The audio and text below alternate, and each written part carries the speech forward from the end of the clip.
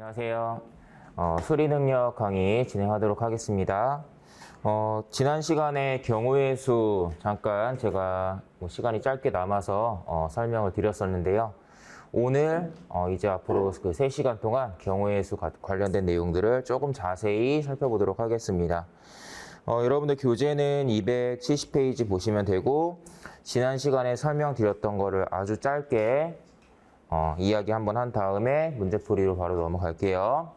자, 여기에 나와 있는 내용 한 번씩 그냥 읽고 가겠습니다.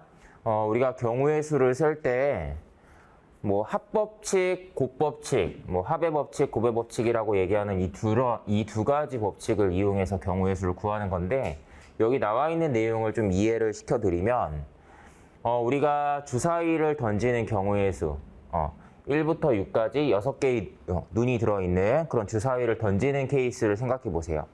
주사위를 하나만 던질 수도 있고 2개를 던져서 어떤 숫자의 조합이 나오냐 뭐 이런 걸 생각할 수도 있겠죠. 그런 걸 할 때 예를 들면 자, 1번 합의 법칙은 약간 이런 내용이에요. 문장에 이런 표현이 들어간다는 얘기인데 예를 들면 이런 거죠. 주사위를 던졌을 때 1이 나오거나 또는 소수가 나오는 경우 또는 소수가 나올 확률 이런 식으로 물어보면 여러분들 주사위를 던졌을 때 하나 던졌을 때 일어날 수 있는 그런 여러 가지 경우의 수들이 있죠. 그들 중에서 얘랑 1이 나오는 경우의 수랑 소수가 나오는 경우의 수는 동시에 일어날 수 있어요? 말이 안 되잖아요. 그냥 하나의 결과만 나올 뿐인 거죠. 동시에 일어난다라는 거 이해돼요? 동시에 일어날 수 없는 애들이기 때문에 6가지 경우의 수 중에 이건 당연히 하나일 테고 소수는 2, 3, 5니까 3가지 경우의 수가 있고 그러니까 1이 나오거나 소수가 나오는 경우의 수를 물어보면 이렇게 2가지 동시에 일어날 수 없는 이 경우의 수 두 가지를 더해서 총 4가지 경우의 수가 있다 이렇게 세는 거겠죠. 자, 근데 그게 아니라 주사위를 예를 들면 2개를 던지는 경우를 생각해 보세요. 아니면 하나를 차례로 2번 던진다 생각해도 돼요. 하나를 차례로 2번 던지는 경우의 수라고 해볼까요? 자, 주사위를 차례로 2번 던지는데 첫 번째 던졌을 때는 짝수가 나오고요. 짝수가 나오고 이 문장 자체, 표현 자체에 그리고라는 표현이 들어가죠. 2번째 던질 때는 1이나 6이 나오는 경우의 수가 몇 번이냐라고 물어보면 자, 얘는 뭐예요? 3가지 경우의 수가 있고 얘는 2가지 경우의 수가 있는 거죠. 근데 우리가 지금 세고 있는 게 뭐죠? 요거 하나만 세고 있고 요거 하나만 세고 있는 게 아니라 얘네들을 지금 묶어서 2번 연속 던졌을 때라는 그 큰 사건을 지금 같이 보고 있는 거죠. 그 하나의 큰 사건 안에 요 1번이랑 2번은 어때요? 같이 묶여있는 애잖아요. 요거를 이제 동시에 일어난다고 얘기하는 거예요. 요 표현이. 이해돼요? 동시라는 게 시간적으로 동시라는 의미가 아니에요. 이해되죠? 당연히 얘를 먼저 던지고 얘를 그 다음에 던지는데 이게 동시인가요? 아니죠? 그러니까 이렇게 하나의 큰 사건 안에 여기 써있네. 하나의 큰 사건 안에서 얘네들이 한 번에 이렇게 일어나는 경우다라고 하면은 경우의 수를 셀 때 이렇게 해서 총 6가지의 조합이 가능하다라는 식으로 이렇게 쓰는 거겠죠? 자, 이게 곱법칙입니다. 자, 뭐 이런 식으로 교재에 나와 있는 내용 빠르게 포인트만 설명하고 넘어가도록 할게요. 자, 그 다음에 하단에 270페이지 하단에 순열이라는 게 나와 있어요. 여기에는 우리가 순서를 구분해서 경우의 수를 셀 때 어떻게 센다라는 내용이 나와 있는 건데 사실은 순서를 구분해야 된다라는 걸 의식하지 않아도 사람은 순서대로 셀 수밖에 없다 라고 했죠. 자, 여기 나와 있는 예로 한번 가볼까요? 자, 10명 중에서 반장을 뽑고 부반장을 뽑을 거예요. 자, A라는 사람이랑 B라는 사람이 결국 뽑혔는데 A가 반장이고 B가 부반장이냐 B가 반장이고 A가 반장이냐 얘네들의 뭐라고 해야 되지 이거를? 직책이라고 해야 되나? 아무튼 요게 누가 반장을 하냐 부반장을 하냐 요게 중요한 요소고 그게 달라지면 그냥 아예 다른 경우의 수로 보는 거죠. 자, 그런 것처럼 자, 예를 들면 첫 번째로 뽑는 게 반장이고 그 다음에 두 번째로 뽑는 게 부반장이라면 A를 먼저 뽑고 B를 나중에 뽑는 거나 B를 먼저 뽑고 A를 나중에 뽑는 이게 순서가 의미가 있잖아요. 이거랑 이건 완전 다른 경우의 수로 우리가 분리할 수 있겠죠? 그러니까 이러한 케이스 여기서 순서를 구분할 필요가 있다는 거는 뭔가 하나씩 뽑았을 때 누구를 먼저 뽑냐가 중요한 요소라는 거. 그럴 때 우리가 순열이라는 걸 이용한다라는 건데 뭐 단순합니다. 10명이라고 하면 일단 반장을 먼저 뽑는다고 하면 10명 중에 1명일 테니까 10가지 방법이 있겠죠? 그 다음에 반장이 1명 뽑혔을 테니까 나머지 9명 중에 부반장이 될 수 있는 사람이 나올 거예요. 부반장이 될 수 있는 사람은 총 9명. 그러니까 총 경우의 수는 곱법칙을 이용해서 90가지다라고 하겠죠. 이런 식으로 몇 개 중에 몇 개를 순서대로 뽑아라 라는 이런 형태의 이제 경우의 수를 우리가 자주 세게 될 테니까 그걸 공식화해서 10명 중에 순서를 고려해서 2명을 뽑으면 그걸 공식으로 이렇게 쓰는 거예요. 뭐 크게 의미는 없고 그냥 이런 식으로 이해하면 됩니다. 10부터 우리가 어떤 것들을 일렬로 나열할 때 경우의 수 어떻게 세요? 10, 9, 8, 7 이렇게 팩토리얼 기억하면 되죠? 그런 형태의 수식인데 2개만 써라 라는 의미입니다. 이해되죠? 이런 식인데 잘 보세요. 여기에서 이게 아니라 우리가 청소당번 2명을 뽑을 거예요.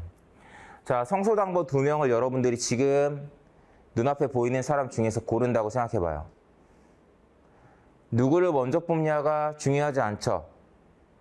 내가 안 뽑히는 게 중요한 거지 먼저 뽑히냐 두 번째로 뽑히냐 이게 중요한 게 아니잖아요. 그죠? 그러니까 순서가 중요하지 않다는 걸 우리가 알지만 실제로 뽑을 때는 어떻게 뽑죠? 2명의 이름이 절대로 동시에 탁 전교에 불 들어오시 탁 들어올 수는 없어요. 일단은 쟤 좀 청소시키고 약간 이런 느낌으로 청소당번 1명을 뽑을 거고요. 그 다음에 두 번째로 또다시 같이 청소할 친구 1명 같이 뽑겠죠. 그래서 이런 식으로 뭔가 뽑을 텐데 우리는 이미 알아요. 뽑기 전에도 알고 뽑고 나서도 알죠. A를 먼저 뽑고 B를 나중에 뽑는 거나 이게 같다는 걸 알지만 계속 강조하지만 사람은 어떻다고요? 절대로 한 번에 떠올리지 못해요. 사람은 순서대로 뽑을 수밖에 없고 순서대로 사고할 수밖에 없어요. 그래서 얘네들의 여기에서는 이제 이렇게 뽑고 나서 이제 우리가 어떻게 생각하는 거냐면 사실상 이렇게 뽑히고 난 애들끼리 순서를 이렇게 막 뒤죽박죽 바꾸는 건 큰 의미가 없다. 3명으로 해볼까요? 청소를 3명이 한다고 하면 이런 식으로 뽑힌 애들끼리 순서를 자기들끼리 막 뒤죽박죽 바꾸는 건 아무런 의미가 없다는 걸 알죠. 그러니까 사실상 얘랑 또 순서를 바꿀 수 있는 몇몇 경우의 수들이 사실상 다 똑같은 애들이라는 걸 알아요. 똑같은 경우라는 걸 알죠. 자, 그런데 자, 얘네들이 그럼 총 몇 개냐라는 거예요. 단순하게 생각하면 3개의 문자 골라놨고 얘네들끼리 배열하는 거니까 얘네들 배열하는 경우의 수 3팩토리얼이겠죠. 다시 얘기하면 똑같은 경우의 수로 볼 수 있는 애들이 3팩토리얼 개수만큼 중복되겠죠. 그래서 10명 중에 3명을 뽑을 거예요. 순서 상관없다는 건 알지만 사람은 이렇게 뽑는다고 했죠. 뽑고 나서 사실 이 3명 순서 바꾸는 요만큼씩 중복되는 거야 라고 그 다음에 판단을 하기 때문에 요거를 다시 3팩토리얼로 이렇게 나눠주죠. 이런 2가지 사고 과정이 하나로 이렇게 하나의 공식으로 표현을 하면 이런 2가지 과정을 하나의 공식으로 표현하면 이게 이렇게 되는 거예요. 이걸 이제 조합이라고 하죠. 이해되죠? 그런데 매번 문제 풀 때마다 이거를 이렇게 2번씩 생각하면서 풀기는 번거로우니까 그냥 공식화하는 거예요. 이해되시죠? 이렇게 가는 거라서 여러분들이 이제 어떤 문제를 풀 때 경우의 수를 셀 때 순서가 유의미하다라고 하면 순열로, 순서가 의미가 별로 없다, 중요하지 않다라고 하면 이제 조합으로 고르게 될 텐데, 조심해야 될 건 조합으로 우리가 경우의 수를 구할 때, 뭐 예컨대 여러분들 10명의 학생들을 3개의 조로 나눌 거예요. 그래서 3명, 3명, 4명으로 이렇게 나눌 겁니다. 그냥 조를 나누는 거니까 여기에 몇 명이 누가 뽑히냐, 여기에 누가 뽑히냐, 그 순서, 그 안에서의 순서는 중요하지 않죠. 누구랑 누가 같은 조가 되냐 마냐가 중요한 거지, A, B, C가 이렇게 뽑히고 C, B, A가 또 뽑히는 이런 건 상관없잖아요. 그러니까 이런 걸 뽑는 경우의 수를 센다고 할 때 잘 봐요. 자, 여러분들도 이런 얘기를 제가 할 때마다 나름의 어떤 여러분들 어떤 배경 지식으로 경우의 수를 어떻게 셀지 한번 생각해 보세요. 자, 10명 중에 일단 3명을 뽑을 거예요. 순서 상관없으니까. 그 다음에 이제 남아있는 7명 중에 3명을 고르겠죠? 그리고 얘네는 4명이 자연스럽게 남으니까 사실은 굳이 공식을 비슷하게 이어가자면 4명 중에 4명, 4C 4 이렇게 쓸 테지만 사실 한 가지 경우의 수죠. 의미가 없기 때문에 여기까지만 씁니다. 뭐 1이라고 쓸게요, 그냥. 자, 이렇게 쓰고 나서 그냥 풀이를 끝내시는 분들이 있어요. 왜냐하면 지금 풀면서 순서 중요하지 않다는 거 알고 이렇게 고려했는데? 라고 이렇게 판단하고 마무리하는 거예요. 실수를 많이 한다라는 거죠. 여기서 놓친 게 뭐냐면 여기에서의 3명의 순서는 의미가 없지만, 예를 들면 A, B, C 뽑히고 여기에서 D, E, F가 뽑히는 거나 앞에서 D, E, F가 뽑히고 여기에서 A, B, C가 뽑히는 건 똑같죠. 그러니까 이 인원수가 똑같은 조들은 얘네를 먼저 뽑고 얘네를 나중에 뽑는 거나 이쪽을 먼저 뽑고 얘네를 나중에 뽑는 게 의미가 없는 거예요. 그래서 이런 케이스에서는 같은 인원수인 조들의 개수, 3명인 조가 2개죠? 걔네들끼리 순서 바꾸는 경우의 수를 이렇게 나눠주는 거죠. 이런 것들을 놓치기가 쉽거든요. 그래서 여러분들이 문제를 풀 땐 항상 순서를 고려하면 안 되는데 나도 모르게 순서대로 이렇게 체크한 거. 왜냐하면 여러분들 지금 잘 봐요. 이거 하고 지금 순서대로 하잖아요. 이렇게 순서대로 하게 되는 것들을 나중에 꼭 한 번씩 이렇게 점검을 하셨으면 좋겠습니다. 자, 그런 식으로 생각을 해 주셨으면 좋겠고, 이제는 여러분들 뒤에 있는 예제랑 연습 문제를 좀 풀면서 제가 유형별로 어떤 식으로 풀이하는지 또는 앞으로 어떻게 학습해야 되는지를 하나씩 설명을 드리도록 할게요. 272페이지 갑시다. 예제 59번 볼게요. 네, 자 보겠습니다. 제가 한번 풀어볼게요. 자, 홍보팀에 기존 직원 4명이랑 신입 직원 2명이 있대요. 자, 일렬로 앉는답니다. 여러분들 일렬로 앉는 케이스가 경우의 수에서 가장 기본이에요. 자, 그래서 일렬로 앉는 케이스에서는 다양한 조합으로 다양한 방법으로 일렬로 앉는 케이스를 다 고려해 봐야 돼요. 자, 한번 해볼게요. 일단 첫 번째, 자, 지금 6명이 등장하죠? 6명을 일렬로 배열하는 경우의 수가 뭐예요? 6팩토리얼이죠? 자, 그냥 한번 여긴 번외로 6명을 원탁에 배열하는 경우의 수는 어떻게 되죠? 똑같이 6팩토리얼이라고 시작을 하고 6명 배열하는 거잖아요. 그죠? 근데 원탁이랑 일렬로 배열하는 거의 차이가 뭐였어요? 원탁은 그 배열이 똑같다면 얘네들이 앉아있는 위치를 이렇게 한 칸 한 칸 똑같이 돌려도 같은 경우의 수로 보는 거였죠.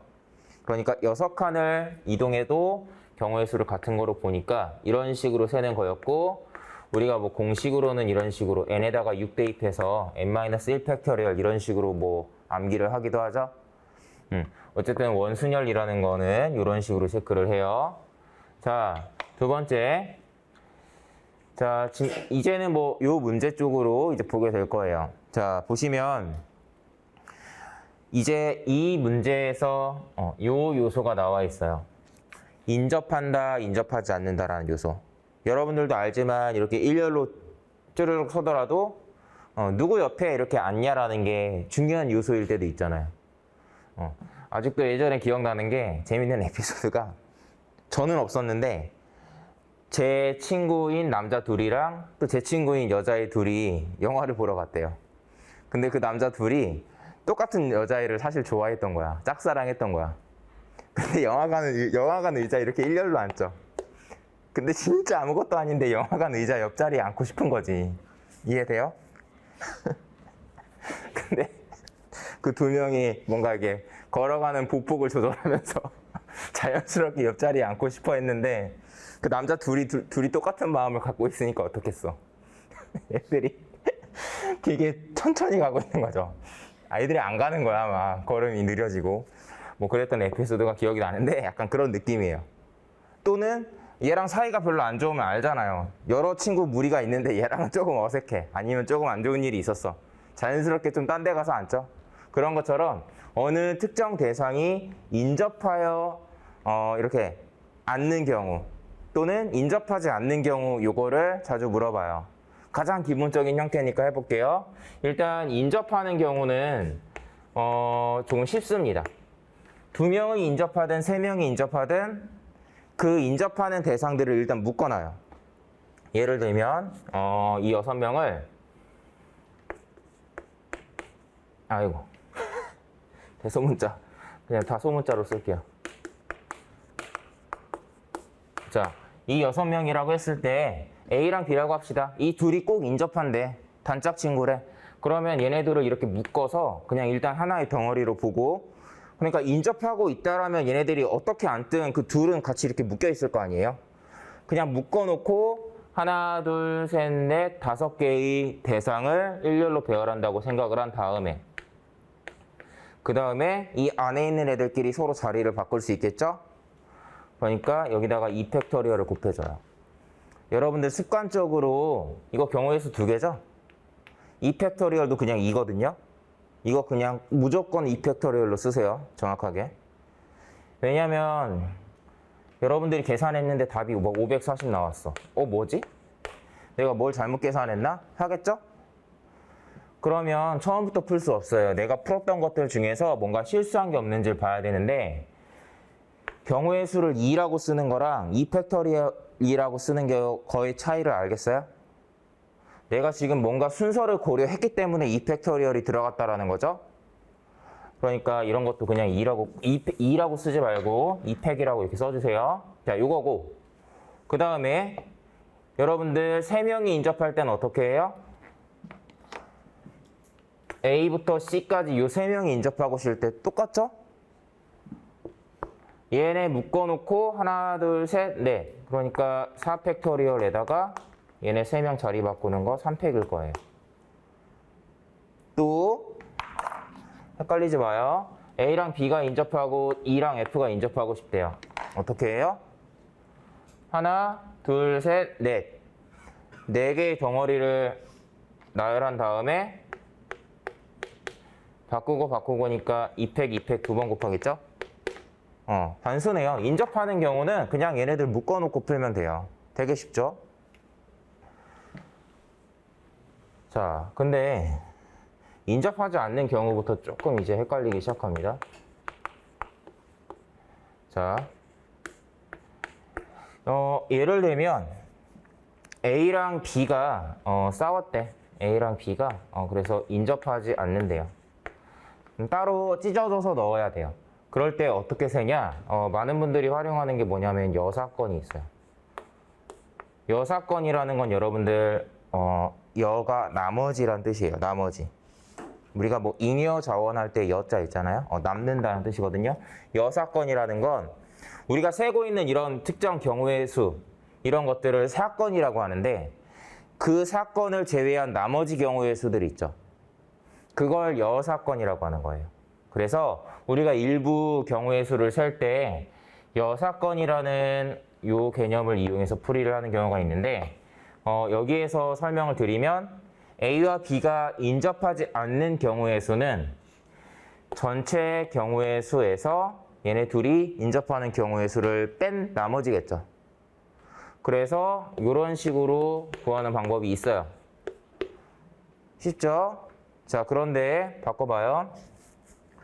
자, 만약에 여기에서 이런 식으로 나올 때는 어떡할까요? 얘네 둘이 인접하지 않는 게 아니라 똑같이 인접하지 않는 케이스인데 A랑 B랑 C 요 세 명이 어느 누구도 인접하지 않을 거예요.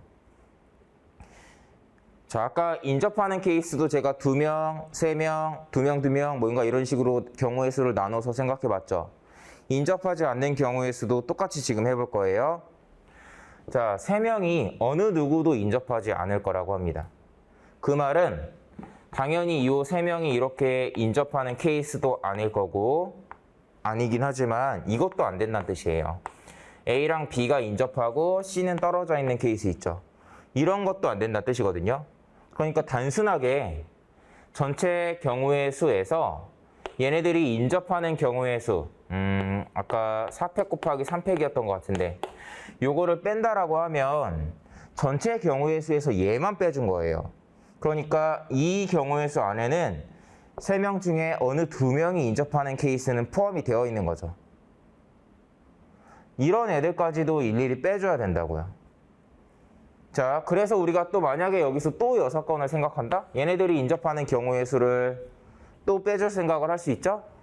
근데 얘네들이 인접하는 경우의 수 셀 때는 자연스럽게 얘가 옆에 붙는 케이스도 포함되어 있단 말이에요. 그렇기 때문에 뭔가 이런 식으로 3명만 돼도 6건으로 풀기가 까다로워요. 그래서 6건이 유용하고 여러 가지 경우의 수에서 곧잘 활용되는 A인 건 맞지만 일렬로 나열하는 케이스에서는 일단 인접하지 않는 케이스 어떻게 세는지 또 따로 알고 계시면 좋아요. 어떻게 하냐면 나머지를 먼저 배열하고요. 나머지를 먼저 배열하고 그 다음에 A랑 B를 배열을 하는 거예요. A, B, C죠. 아까 3명이라고 했으니까 A, B, C를 나중에 배열하는 거예요. 무슨 말이냐면 D, E, F가 남죠. 나머지 얘네 셋을 어떤 식으로든 배열을 한다라고 해봐요. 자, 3팩토리얼 개수만큼이겠죠? 이 셋이 어떤 식으로든 배열이 되면은 뭔가 이렇게 배열이 되어 있을 거예요. 그때 이 A, B, C가 얘네들 요 옆에 사이사이 공간에 지금 체크한 요 4개의 자리 중에 어딘가에 하나하나 이렇게 들어간다라고 하면 어떻게 앉더라도 어디에 들어가더라도 양옆에 다른 애들이 끼겠죠? 그래서 이런 식으로 생각을 해요. 자, A부터 들어가고 싶은데 들어가 4자리 중에 하나 갈 거고 그 다음 B는 남은 3자리 중에 하나 가겠죠? 이런 식이라서 그 뒤에는 이렇게 4 곱하기 3 곱하기 2가 이렇게 들어가게 되는 거예요. 이해돼요? 단순하게 생각하면 여기부터 번호 이렇게 매기면 이 번호들 순서대로 이 번호 4개 중에 3개 순서대로 이렇게 고르는 경우의 수랑 똑같겠죠? 그래서 이렇게 되는 겁니다. 이해되나요? 자, 퀴즈예요. 퀴즈 30초짜리 퀴즈입니다. 30초 안에 생각 안 나면 실제 시험에서 못 푸는 거예요. 7명이 원탁에 둘러앉을 거고요. 그 중에서 A랑 B랑 C가 인접하지 않을 겁니다. 경우의 수 어떻게 세죠?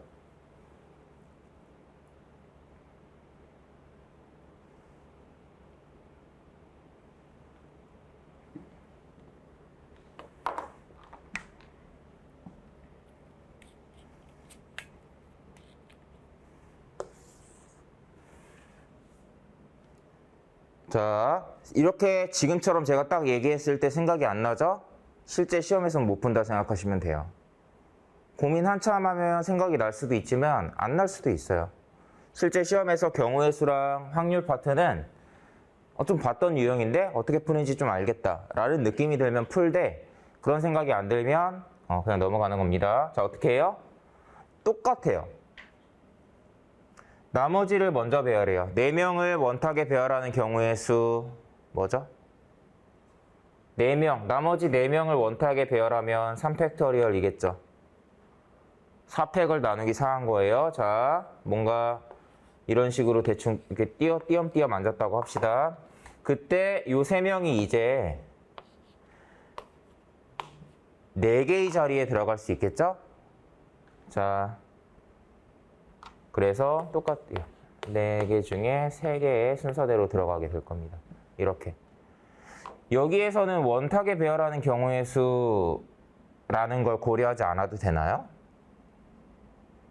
사실 원탁에 이제 배열을 하기 때문에, 배치를 하기 때문에 이 사이사이 공간이 4개밖에 안 나온 거기도 하고, 이미 여기 지금 흰색으로 넣어놓은 이 자리가 누구인지가 결정됐기 때문에 이 바꿔놓은 애들을 한 칸 한 칸 돌린다라고 생각하면 양옆에 앉은 애들이 바뀌는 거예요. 그러니까 이렇게 세는 거겠죠. 자, 이해돼요? 그 다음 자, 이게 여러분들 조금 어려울 것 같은데 한번 내볼게요. 4번째. 여기서는 4번째까지 보면은 요 유형은 마무리됩니다.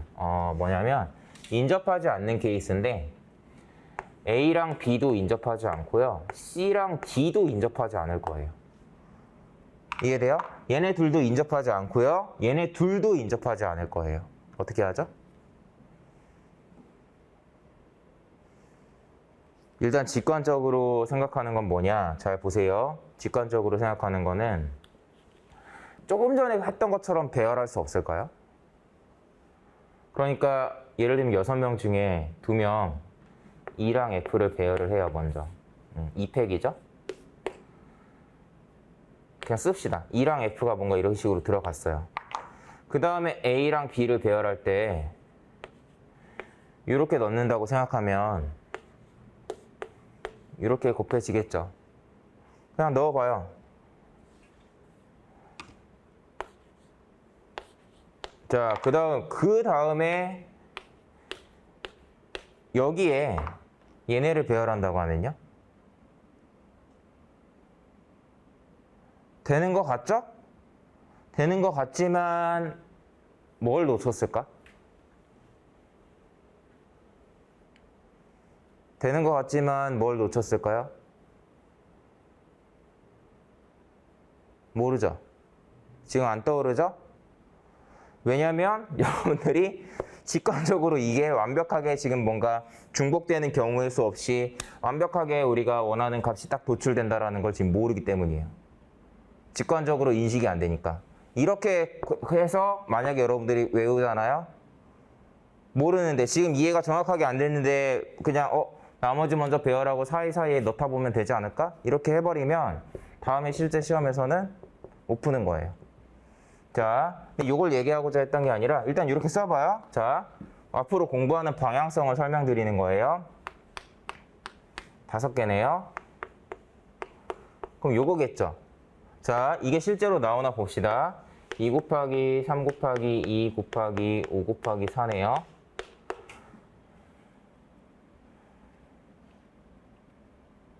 네, 자, 뭔가 5, 4, 3, 2 뭔가 유의미한 게 있을 것 같은데, 자, 근데 잘 봐요.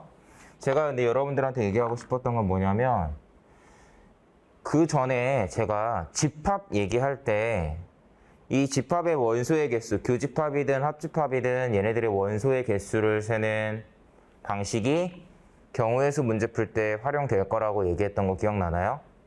잘 보세요.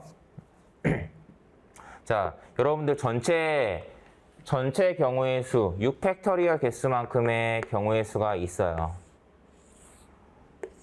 자, 6명을 일렬로 나열하는 경우의 수예요. 그 중에 A랑 B가 인접하여 이렇게 나열되는 경우의 수 있겠죠. 이게 요거였어요. C랑 D가 인접하게 나열되는 경우의 수가 또 있을 거예요. 이만큼 안에 있는 원소의 개수도 얘겠죠. 자, 그러면 이건 뭐예요? 얘네도 인접하고 얘네도 인접하는 경우의 수죠. 어떻게 세는지 알죠? 이거 아까 했잖아요. 여기에서 같이 했었죠? 얘네 묶고 얘네 묶은 다음에 배열하는 거 아까 했었죠? 기억나죠? 자, 여기 있는 애들은 뭘 말하는 거죠? 여기 있는 애들이 의미하는 게 뭐예요? A, B가 인접하지 않는 케이스, C, D가 인접하지 않는 케이스의 교집합이죠. 그러니까 이게 지금 우리가 원하고 있는 A, B도 인접하지 않고 C, D도 인접하지 않는 케이스를 말하는 거라고요. 그래서 집합으로 생각을 하면 조금 더 여러분들이 직관적으로 그림으로 와닿잖아요. 이 집합의 이 바깥 영역에 해당하는 애들이 바로 지금 우리가 원하는 이 경우의 수예요. 자, 그러면 이거 어떻게 세죠? 어떻게 셀까요? 전체 경우의 수에서 잘 봐요. 요 안에 있는 거 한번 빼요. 색깔로 표현 정확하게 봅시다. 요거의 원소의 개수를 한번 빼줘요. 그 다음에 요만큼의 원소의 개수를 한 번 더 빼줘요. 자, 그러면 여기 요 교집합은 2번 뺐죠. 그래서 한 번 더 해줘요. 이 교집합에 해당하는 영역은. 더하기 어떻게 구했었죠, 이거? 교집합은? 하나, 둘 묶고 나머지 둘 이렇게 따로따로니까 하나, 둘, 셋, 넷. 4개의 덩어리를 나열한 다음에 두 명씩 자리 바꾸는 이 경우의 수였죠. 이렇게 구하면 정확하게 얘네가 나오는 거예요.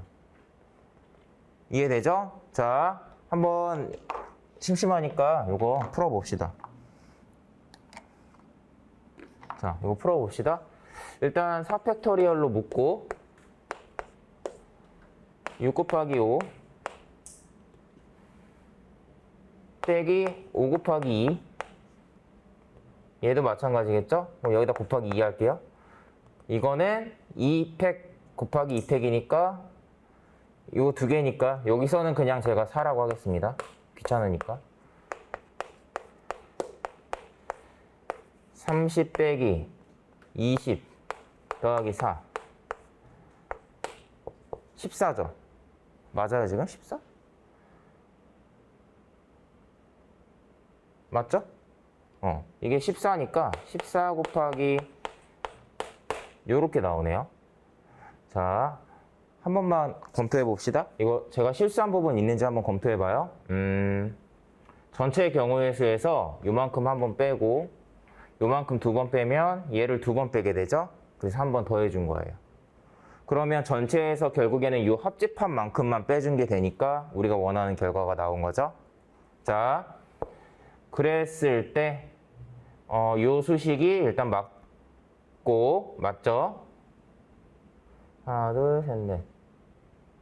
맞아요. 맞고 그 다음에 4팩으로 묶고 계산을 하면 6 곱하기 5 남는 거 5 남고 2 남죠?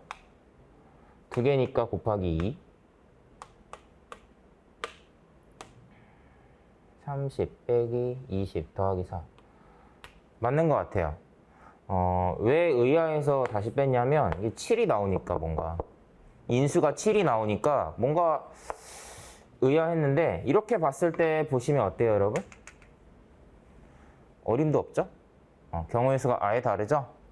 그러니까 이 방식이 이제 잘못됐다라는 게 확인이 되는 거예요. 바꿔 얘기해 볼게요. 우리가 경우의 수를 셀 때 이렇게 셀 수도 있고 저렇게 셀 수도 있어요. 문제에 따라서. 저는 답만 똑같이 나오면 웬만하면 두 접근 방법 다 결국엔 맞는 방법이었다라고 판단하거든요. 왜냐면 구했는데 우연치 않게 운 좋게 결과가 똑같이 나오기 정말 쉽지 않은 유형들이에요. 근데 얘는 지금 보니까 어때요? 아예 다르죠? 그러니까 애초에 이렇게 접근하면 안 됐던 거예요. 그랬는데 어쨌든 이걸로 다시 정리해서 말씀드리면 이런 식으로 이 그림을 다시 보면서 설명드립니다. 여러분들이 뭔가 조금 더 복합적인 이런 형태의 문제를 풀 때는 집합의 어떤 특정 영역의 원소의 개수를 구하는 그 방식 있죠. 그게 결국에는 활용이 돼서 그것 때문에 정답이 나오게 되는 케이스가 있을 거예요. 자, 요걸 잘 기억을 해둬요. 근데 솔직하게 말하면 제가 여러분들한테 원하는 건 뭐냐면 제가 여러분들한테 원하는 수준이라는 건 자, 지금 이 문제 뭐로 시작했냐면 일렬로 나열한다라는 요걸로 시작했어요. 여러분들이 어떤 응용수리 교재에 있는 어떤 문제를 풀게 될 때 이렇게 특정 유형 하나를 풀겠죠. 자, 이 문제에 나와 있는 요소 중에서 여러분들이 바꿀 수 있는 요소가 뭐예요? 요거 원탁으로 바꿀 수도 있고 문제 더 더럽게 내고 싶으면 뭐 직사각형 테이블로 낼 수도 있을 것 같아요. 또 사람 수를 바꿀 수 있겠죠? 또 인접한다, 인접하지 않는다라는 요소가 들어가면서 2명이 인접할지 3명이 인접하지 않는지 이런 요소가 또 달라질 수 있죠. 이렇게 문제에 등장하는 각각의 요소들이 조금씩 달라졌을 때 여러분들이 어떤 식으로 다르게 풀이를 해야 되는지 이런 것들을 한번 다 정리를 해보란 얘기예요. 그래서 여러분들이 이제 만약에 요 일렬로 배열하는 케이스에서 여기까지 봤다. 요 정도까지.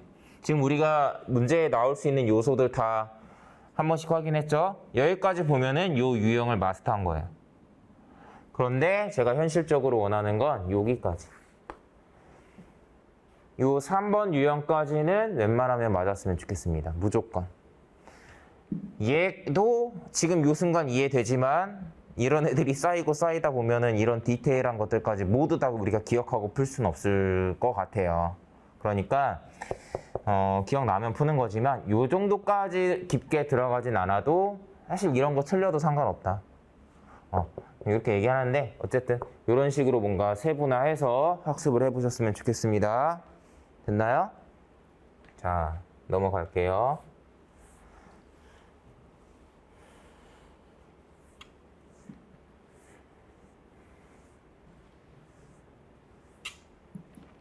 자, 그 다음에는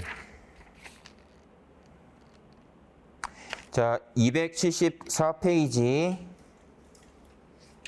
예제 61번 볼 겁니다. 자, 사실 62번도 결국엔 다 비슷한 유형인데 자, 여러분들 이 두 개 한번 제가 이제 풀어볼 거예요. 미리 예습해왔으면 좋았겠죠? 자, 제가 풀어보겠습니다. 안 풀어보신 분들은 어떤 식으로 접근할지 먼저 잘 생각해 보세요. 자, 원탁에 배열하는 거고 남학생 2명을 마주보도록 한답니다. 굳이. 그러면 우리가 뭔가 이런 형태를 그려볼 수 있겠죠? 자, 원탁은 어느 방향에 앉냐가 중요한 게 아니라 배열이 중요한 거니까 남학생 2명을 마주보도록 앉힐 건데 남학생 2명을 A, B라고 하면 이렇게 앉은 케이스를 생각할 수 있죠. 이 단계에서는 A, B냐, B, A냐는 중요하지 않아요. 똑같은 거죠? 그런 걸 혼동하면 안 돼요. 이렇게 앉힌 다음에 자, 마주보도록 앉았으니까 지금 이 문제가 좀 디테일이 조금 떨어질 수 있는데 오른쪽에 3명, 왼쪽에 3명 뭔가 이런 식으로 동일한 간격으로 둘러앉는다는 의미겠죠? 자, 그러면 경우의 수 요거 어떻게 계세요? 잘 봐요. 여러분들 6명, 여학생 6명 중에 어느 한 명이 이제 먼저 앉을 거예요.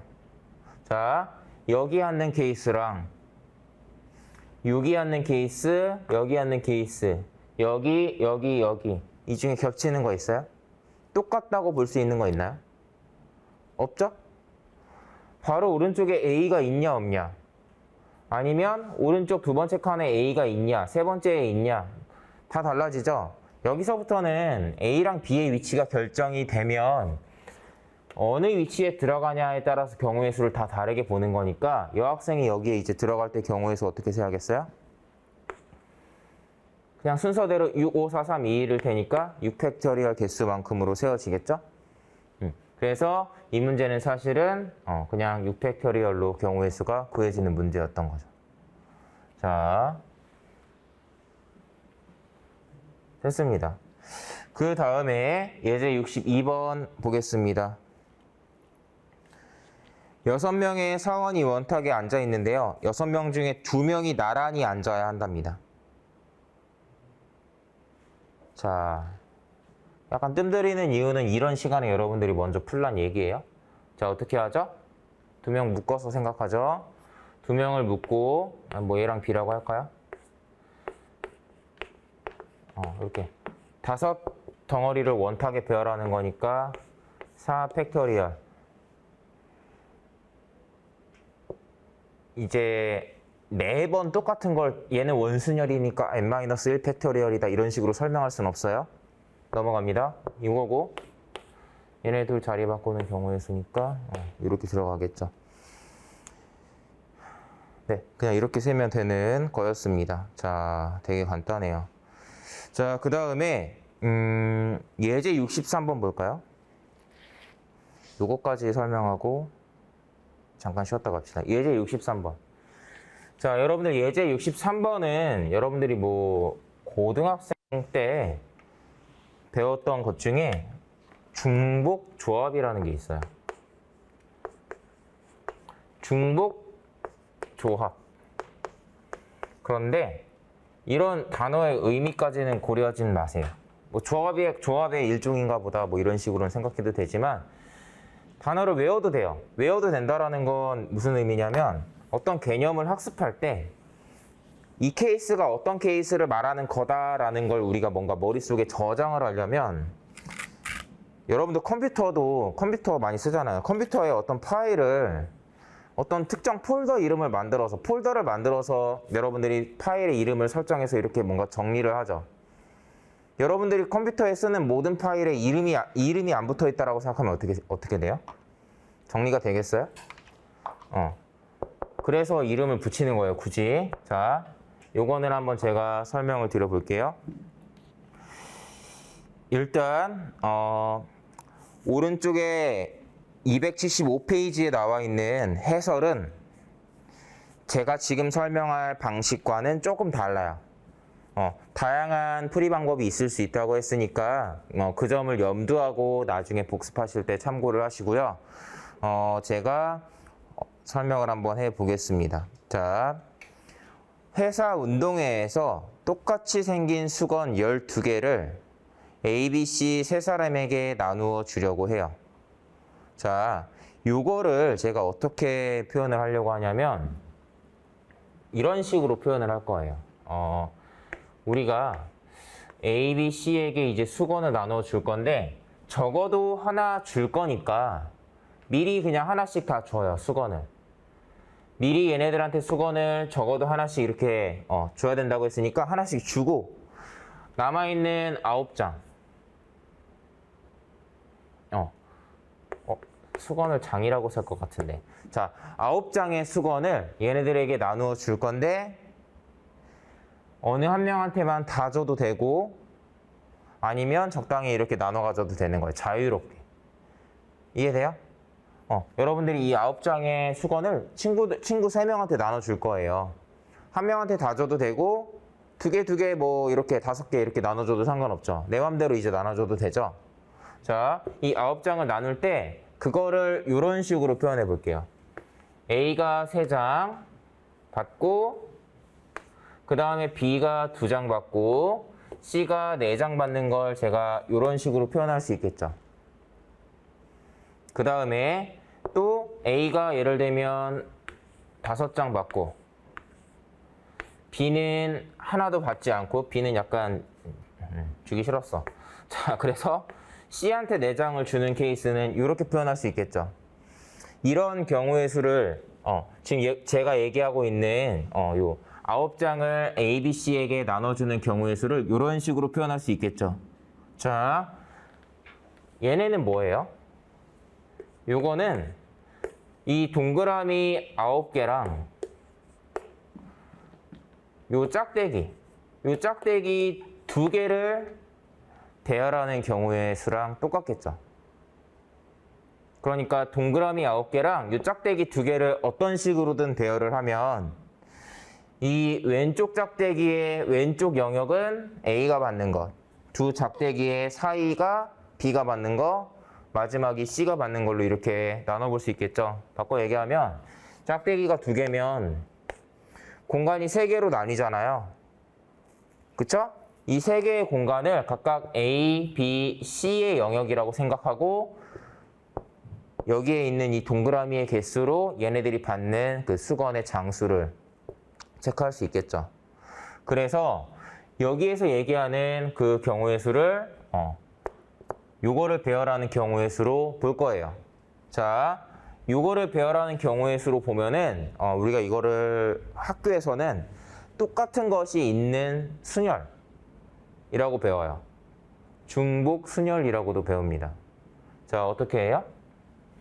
여러분들이 동그라미 하나랑 요 막대기 하나를 배열한다고 생각해봐요. 얘네들끼리 순서 상관없다라는 거 알지만 사람은 하나씩 한다고 했죠?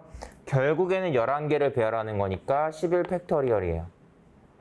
그 다음에 사실 얘네들끼리의 순서가 의미가 없다라는 거 알죠? 여기에는 요거 9개 순서 배열하는 경우의 수만큼 전부 다 중복되어 있을 거고요. 여기에는 2 팩토리얼만큼 이렇게 겹치게 되니까 이렇게 나눠주면 되겠죠? 이게 정답이에요. 이게 이제 이걸 좀 조합의 공식으로 쓰면 11C2가 되는데 11C2가 되는데 뭐 중복 조합이라고도 하는 유형이지만 중복 조합이라는 어떤 개념, 공식을 활용하는 뭐 문제 유형이긴 하지만 저는 그냥 이런 식으로 이해하는 게 가장 편하고 문제 풀 때도 좀 이런 식으로 그냥 풀이를 하고 있습니다. 이해돼요? 자, 그러면 이거 문제 한번 바꿔볼게요.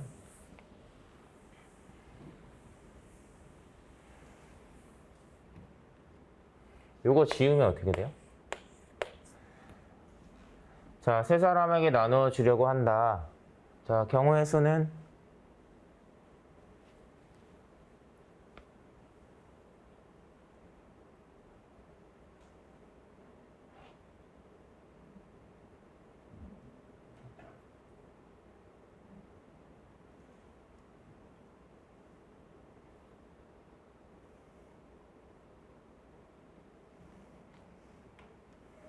똑같죠?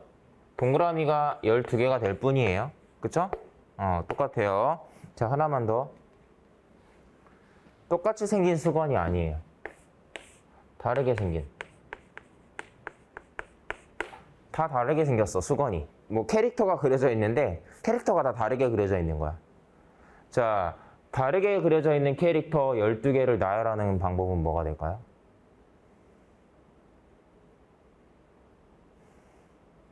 자, 아까 얘기했던 게 뭐냐? 문제에 등장하는 이런 요소들을 다 바꿔가면서 문제 풀어보라고 했죠? 이거 어떻게 해요?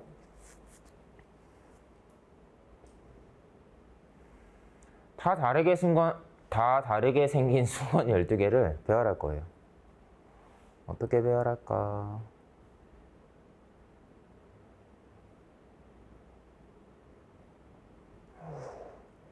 저도 모르겠어요. 어떻게 해야 되나?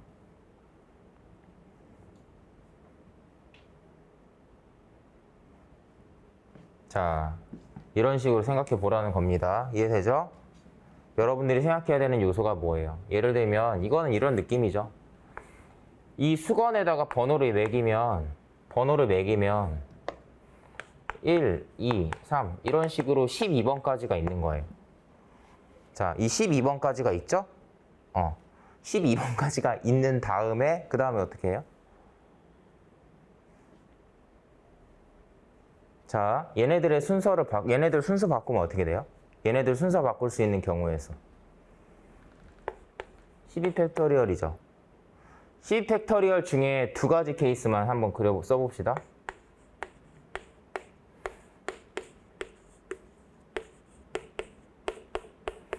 이거랑 거꾸로 해볼까요?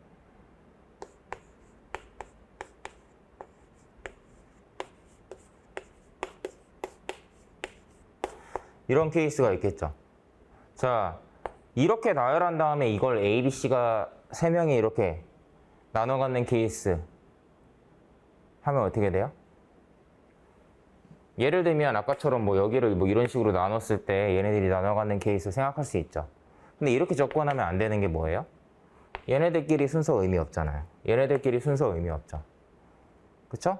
그러니까 이 문제가 되게 어려운 문제예요. 이렇게 접근하면. 그러니까 어때요? 시험에 안 나와요. 그쵸? 그래서 여러분들이 이런 요소들을 바꿔가면서 풀 때 항상 한 번쯤은 이렇게 생각을 해보되 이게 1분 안에 간단하게 풀 수 있는 내용인지 그걸 한번 잘 생각해 보시고 요거는 제가 과제로 남겨두겠습니다.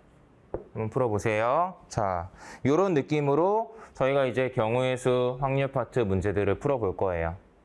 자, 그래서 뒤에 있는 예제랑 연습 문제들도 좀 차례로 제가 풀면서 유형들 소개하도록 하겠습니다. 네, 일단 첫 번째 강의는 여기에서 쉬었다가 진행하도록 하겠습니다. 수고하셨습니다.